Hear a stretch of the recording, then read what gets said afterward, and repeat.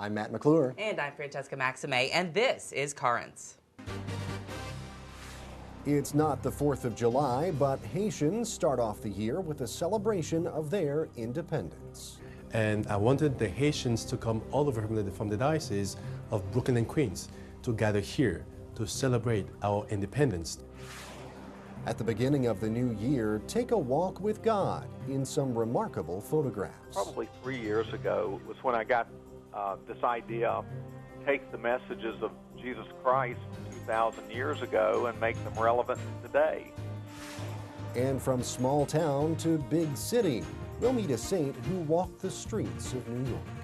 I think Mother Cabrini, having spent most of her life in New York City, understands what it's like to be in a big metropolis. Well, good evening. Happy New Year to you. Thank you so much for joining us tonight. Well, as we kick off 2010, it's a little bit of back to the future here at Currents. We're having some work done over in our studio, so for the next few weeks, we'll be bringing you the show from a place that's probably pretty familiar to a lot of you longtime viewers. It's the studio that was the original home of the Prayer Channel. That's right. Well, looking back, and we're also looking forward, though, in this new year. And that was a key theme as one group in Brooklyn celebrated the start of 2010. For Catholics, it was the Solemnity of Mary, Mother of God. Well, for Haitians, who are predominantly Catholic, it was also the anniversary of independence for their native land, something you're very familiar with, I'm sure. And the Haitian apostolate of the Brooklyn Diocese celebrated at Holy Family Church in Canarsie. Brooklyn Auxiliary Bishop Guy Sanseric, the first Haitian-American bishop in the whole entire U.S., was among those participating. He talked to us about the meaning of this special day.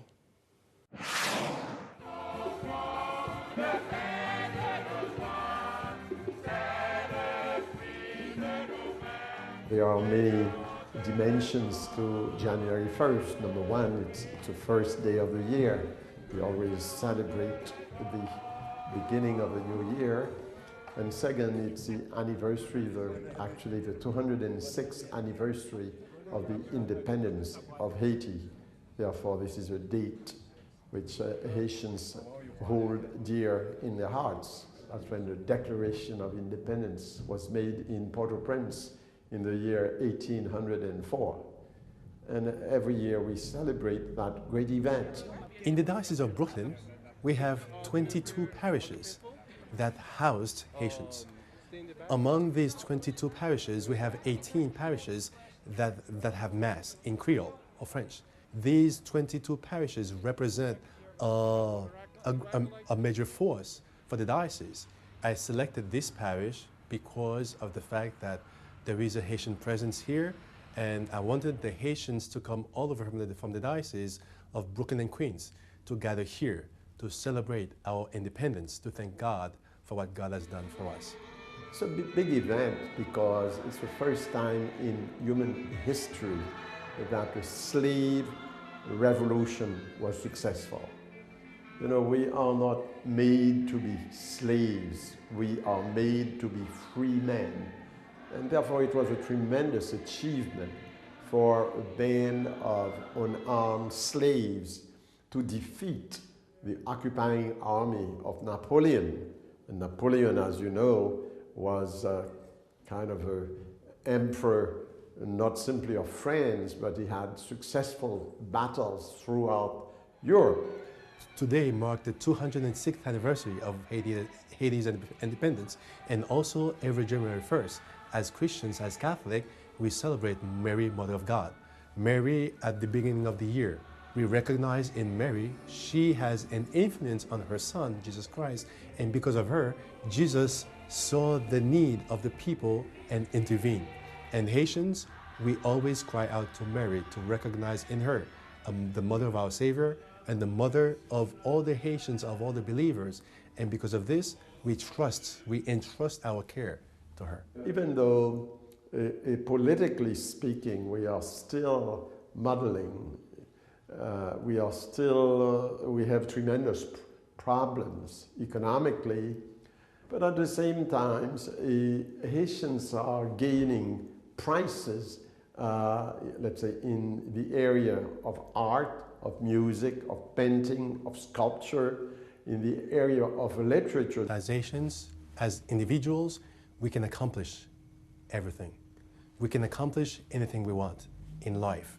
And as a result, here we have many successful Haitians in the United States. We have many successful Haitians either politically or within the economical ladder. And as a result, in here we have Haitian priests, we have Haitian bishop, we have Haitian city council, we have Haitians everywhere within the well-structured of the society in the United States. And as a result, in remembering what our ancestors had done for Haiti, because of them, we are grateful.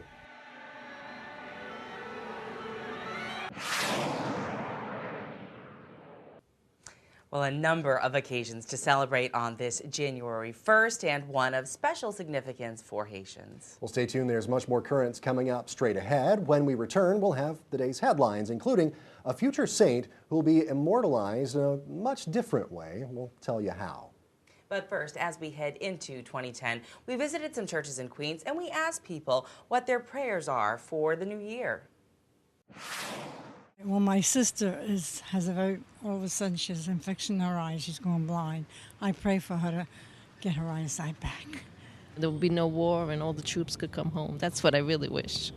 Blessing and health from our Lord Jesus, especially us that my wife right now, she's going through surgery the 20th of this month for cancer, and I pray him that everything be his way and to keep it healthy.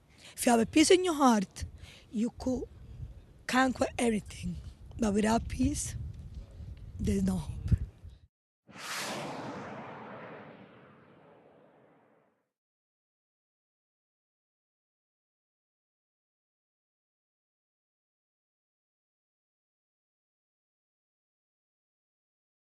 Welcome back to Currents. I'm Matt McClure. And I'm Francesca Maxime. Coming up just a bit later, we'll introduce you to a saint that could be of help to you the next time that you're actually looking for a parking spot here in New York or beyond. Very useful. But first, let's check out the day's headlines. Well, Pope Benedict sent his personal secretary to meet with the woman who caused him to fall on Christmas Eve. The Vatican says Monsignor Georg Ganswein paid a visit to Susanna Maiolo on New Year's Eve. Maiolo jumped a barricade during the procession at midnight mass and grabbed the Pope's vestments, causing him to fall. The Vatican says the Pope's secretary went to tell Maiolo that she had been pardoned and that Benedict realizes that she did not mean to harm him.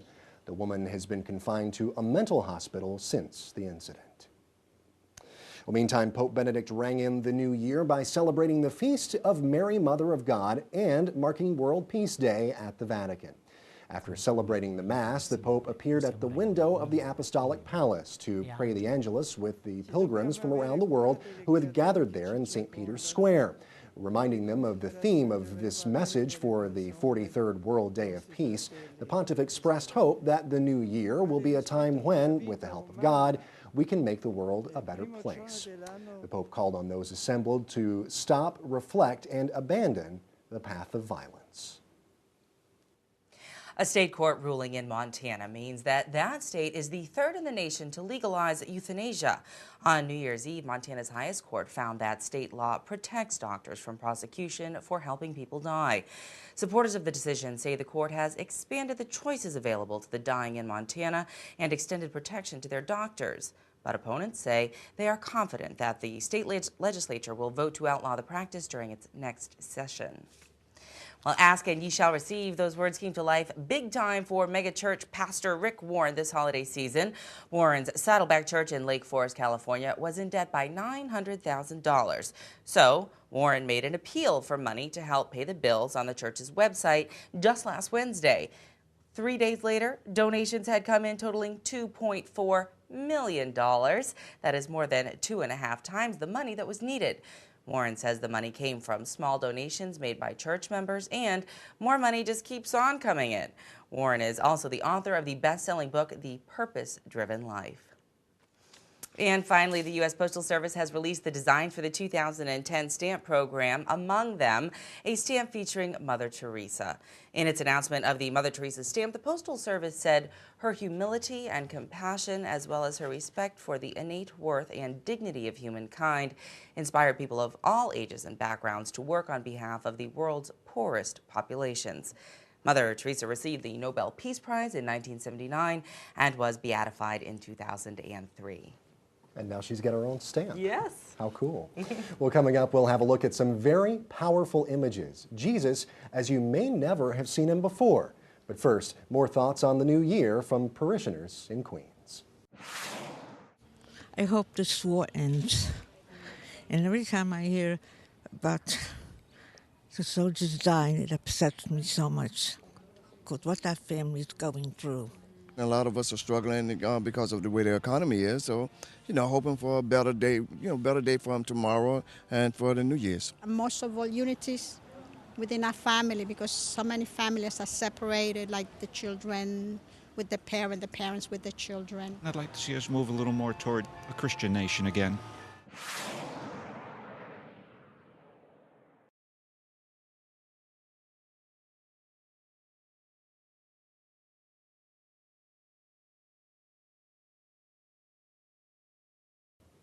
Welcome back to Currents. As we journey into the new year, we wanted to take you on another trip, and this one is one that spans the centuries. It sure does. Over the years and many ages of artistic style, Jesus has been depicted in many different ways, but you've probably never seen him like you're about to. Absolutely. Photographer Michael Belk is probably best known in the fashion world. His work has appeared in Vogue, also in Vanity Fair and GQ. But he's recently taken his craft in a very different direction, and it's got a lot of people talking. For good reason. It's called Journeys with Messiah, and it's a collection of photographs, many of them depicting Jesus in modern times. They're very cool, and I actually had a chance to find out more about these photographs when I spoke with Michael Belk by phone. All right, Mr. Belk, thank you so much for joining us today on Currents. We really appreciate it. Thank you for having me. Well, these are really some beautiful photographs. I've seen several of them, and they are just beautiful. Why don't you give me a little bit of a history about yourself and what led you to, or what inspired you to do this series of photographs? Well, I've been a fashion photographer for 30 years. Not only been a photographer, but designed and produced fashion advertising for a lot of the names that you would recognize in the industry. And about probably halfway into my career, I started asking the question, why me? Why did I get to have such a great job that, took me around the world and really let me have a lot of fun making a good living? Right. And I started recognizing that I probably had something I needed to give back. Several years ago, probably 3 years ago, was when I got this idea of taking my time and talents and using them to take the messages of Jesus Christ from 2,000 years ago and make them relevant to today. And Right. That's how this came about.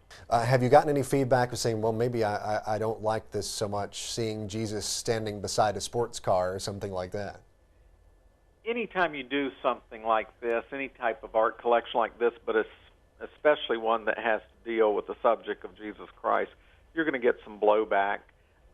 Fortunately, ours has been minimum. In fact, it's been the opposite. People have absolutely loved what they've seen. I've gotten emails from all around the world just thanking me for doing this and being blessed for the images and how real it makes Jesus and how it connects him to what's going on in their lives today.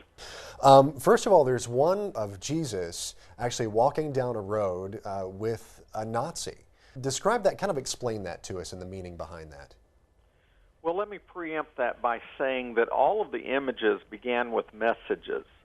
What I wanted to share on that image was forgiveness. And I didn't necessarily want to come up with an image that was going to be radical or invasive in anybody's life, but that was the image that came to my mind. What would be more difficult to forgive than Jewish people forgiving the Nazis for the Holocaust? Right. Well, what about the one which I actually particularly like? It's of Jesus standing to the side of the cross, and the cross actually has a neon vacancy sign on it. I have to tell you, I really love that image. Where the idea came from, it has to only be divine, because I don't think I could think up something like that. Right. But the whole idea is, when you think back to the beginning of Jesus' life, his birth, and the story of Mary and Joseph, you recall there was no room in the inn. Right. But 33 years later, there seemed to be plenty of room for him on the cross. In fact, they were opening doors for him to hang on the cross. And so, to me, the cross represents, that there's a vacancy for all of us, that we all have a place there in learning how to die to our own self needs and live for other people's needs, and learn to die to the darkness of this world and open our eyes to the light of Jesus' world. Right. Now, one more I wanted to ask you about was there was one where Jesus is kind of standing alongside a sports car. That one I think maybe needs a little bit of explanation, at least on my part. I was kind of looking at it, a little scratching my head a little bit. Well, it's the rich young ruler. There you go. As you recall, the rich young ruler was very interested in Jesus' message about eternal life. Right. And he asked Jesus, what do I have to do to get this? And Jesus said, follow the commandments. And he says, I do that. What else do I need to do? And Jesus knew what his issue was. It was his money, and it was his lifestyle. And so he said, give it all up. Give it all up. Then follow me. And so here is a modern-day rich young man who has a Ferrari. After all, we were shooting in Italy. You had to have a Ferrari, Yeah, of course. And he's got a beautiful girl sitting in there who's dressed in Armani. Right. And we wanted to set up a situation of, I really want to go with you, Christ, but, I really like this lifestyle as well. And so the message there is for all of us to look at our lives and ask ourselves, what's holding us back from anything in life, but especially from that relationship with Christ. Well, definitely some very powerful imagery there. Now, what effect are you hoping that these images have on people? I believe that my mission is the same for everybody that's at the end of the Gospels. Go tell the story. Use all of your God-given talents in every way you can to just go share the story. It doesn't necessarily say we have to go sell the people or that we have to beat them into submission. It just says, go tell. Right. And so I'm taking my talents and doing the best I can to go tell the story of Jesus Christ in hopes that it's going to ignite in people who have never known anything about Christ a passion to go know more of him, or for people who are sitting in the pews every week and not really following him to be reignited to say, I need to know more about this man. Well, Michael Belk, thank you so much for being here and joining us today over the phone. We really appreciate it. Thanks for being on Currents. Hey, thanks for having me. I really appreciate it. Thank you. Bye-bye. Bye-bye. Well, photographer Michael Belk there, and some very great photographs. There's actually much more on his project called Journeys with the Messiah over at our website. Just head over to currentsny.net. But stay tuned. There's much more current straight ahead. When we return, the mission from the Pope. We'll learn about a saint who made her mark on the Big Apple. But first, we'll have more of your prayers at the start of the new year. Well, my husband has arthritis, and it's bothering him, and I just wish he was better. We've had a lot of stuff to deal with over the past few years, and family and friends losing loved ones. So I think that's pretty much it, just to stay focused on being grateful for being healthy. A new house, right, Emma? Because we're stuck in a 2-bedroom shoebox, aren't we? Enjoy my new wife and maybe start a family soon in the next few years. I'm praying that we're making the right move. I think we are. We're ready for it, to go to a retirement home. That we all get along and we all forgive one another.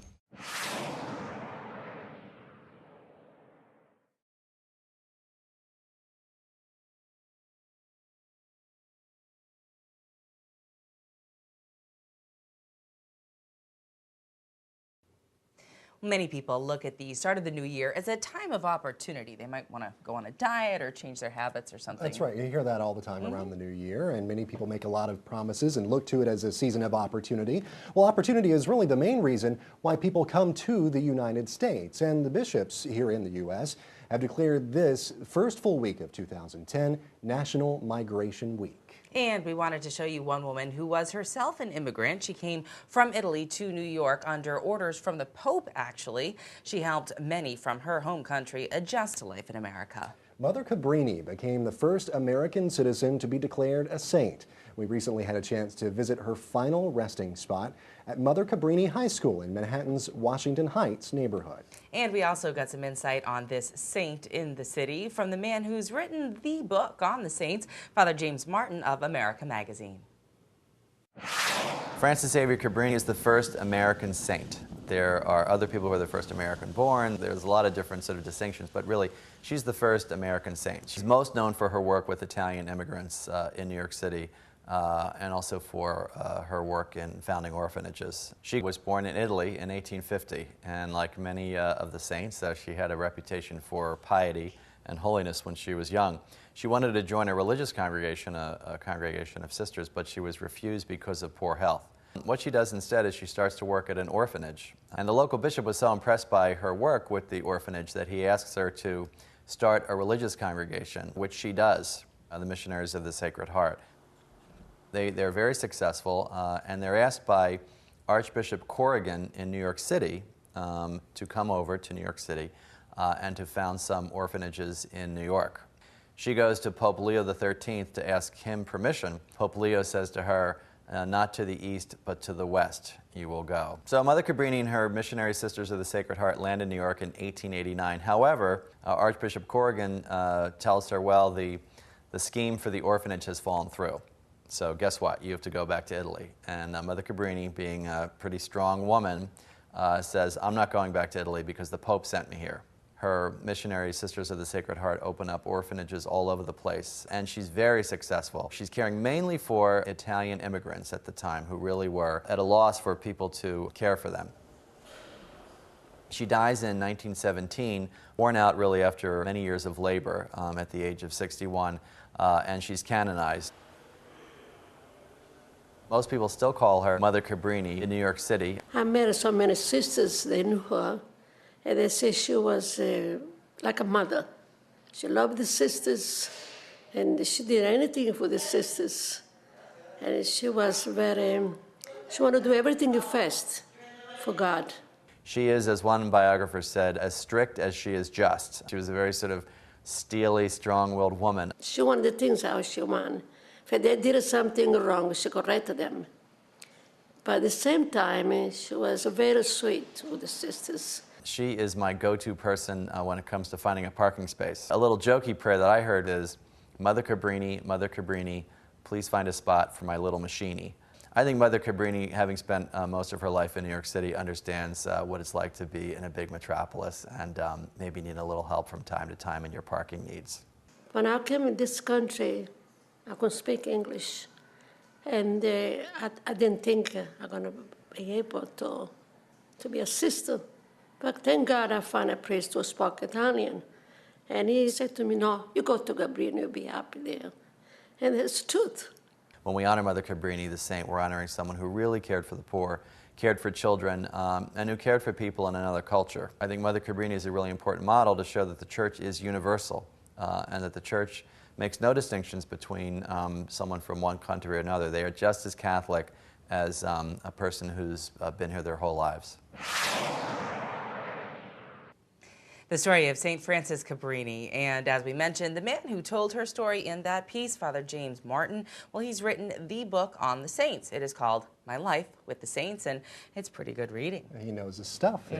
Well, and I don't know if I told you this, because we've talked about Mother Cabrini before, and I actually used to live right down the street. When I first moved to the city for a couple of months, I lived right down the street from Mother Cabrini High School. Very nice. So not far from where we just had our little visit with her there. Absolutely. Well, it's always good to be able to find a parking spot in New York, right? Exactly. And any bit of help that we can have in that regard is good. Find a spot for your little machine. I'll have to use that next time I'm in the car. Well, I got one last night when I came home from Boston, had a nice trip home with the family, spent about a week and a half, at home, and had a nice Christmas at my mom's and all that kind of good stuff. And you traveled down to Georgia, right? I did, and I flew this time. It was amazing. I didn't have to worry about traffic or any of that. I didn't have to worry about the Greyhound bus or any of that kind of thing. I flew, and it was great, and it was fine. I did come back, though, on New Year's Eve, and of course that was when the snowfall first came through. Yes. And so I was sitting on the tarmac in Atlanta for a little while before they would let us fly out. But once we did, everything was fine. Did you watch the ball drop?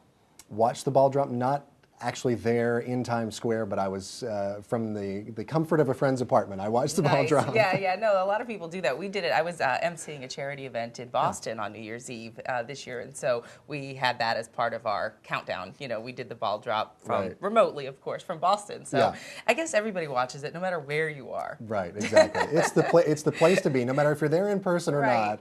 It's the place to be on New Year's. So, well, glad you had a good holiday. Yeah, you too. You too. Nice to be back. Well, tomorrow we'll have a very special musical edition of Currents. No, I won't be singing this time.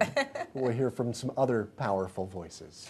Until then, be sure to check us out online at currentsny.net. And for all of us here at Currents, I'm Francesca Maxime. And I'm Matt McClure. Thank you so much for watching. Have a great night.